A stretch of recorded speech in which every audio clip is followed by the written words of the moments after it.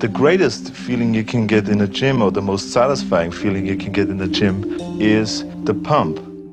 Et oui les amis, vous l'aurez sûrement deviné, aujourd'hui on va parler de congestion. Et comme Arnold le disait dans l'extrait précédent, la congestion est peut-être la sensation la plus satisfaisante en musculation. Et il n'a pas tort, on aime tous être congestionnés après une bonne séance de musculation. Mais est-ce que ça sert à quelque chose?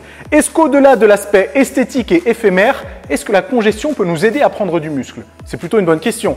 Mais avant d'y répondre, on va surtout s'attacher au fonctionnement de la congestion. Comment ça arrive pour justement essayer de comprendre à quoi ça sert. Et en réalité, c'est plutôt simple. Lorsque vous faites un exercice de musculation, la répétition des contractions va au bout d'un moment comprimer vos veines, mais pas vos artères. C'est-à-dire que vous allez avoir du sang qui continue à arriver à l'intérieur de votre muscle, mais qui aura plus de difficultés à en ressortir puisque les veines sont plus petites. Au bout d'un certain moment, le sang s'accumule, les cellules grossissent, les fibres grossissent, votre muscle paraît plus gros, vous êtes donc congestionné. Aussi simple que ça. Et au fil de mes recherches, j'ai trouvé une étude qui traite du sujet et de façon assez précise et assez complète. La référence est dans la description, par contre il faut être courageux, c'est en anglais, et il y a beaucoup de termes physiologiques qui sont employés, donc à vos risques et périls.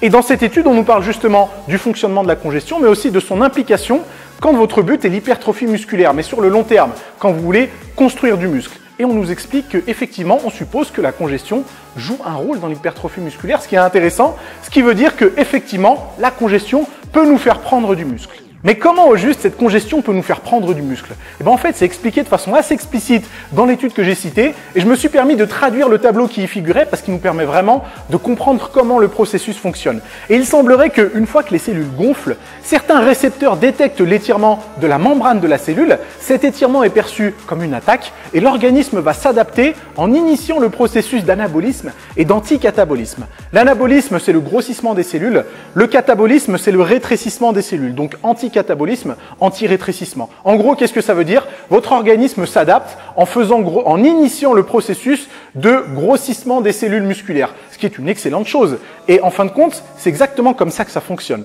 Donc, qu'est-ce qu'il faut en retenir de cette étude? Il faut en retenir que la congestion en elle-même peut nous permettre de prendre du muscle, ce qui est assez intéressant en fin de compte. Et du coup, il ne faut pas avoir peur de s'entraîner avec des séries un peu plus longues, entre 15 et 20 répétitions, ou encore avec des séries avec des récupérations assez courtes, entre 30 et 45 secondes de récupération, parce qu'on sait que ce genre de protocole-là va provoquer une congestion assez puissante, et maintenant on sait que la congestion peut se transformer en croissance musculaire. Alors attention, il ne faut pas prendre ça à l'extrême. N'allez pas me faire des élévations latérales pendant 3 minutes avec des haltères de 1 kg, parce qu'effectivement, ça peut provoquer une congestion, mais on sait très bien que l'intensité de travail n'est pas assez élevée pour provoquer une croissance musculaire. Alors dites-moi ce que vous en pensez dans les commentaires, dites-moi si ça vous arrive de vous entraîner avec des séries de 15, avec des temps de récupération très bas, genre 30 secondes. Si vous ne l'avez pas fait, je vous conseille de l'essayer et continuez à vous abonner à la chaîne. Partagez-la cette vidéo, mettez un pouce en l'air et on se retrouve très vite pour d'autres conseils.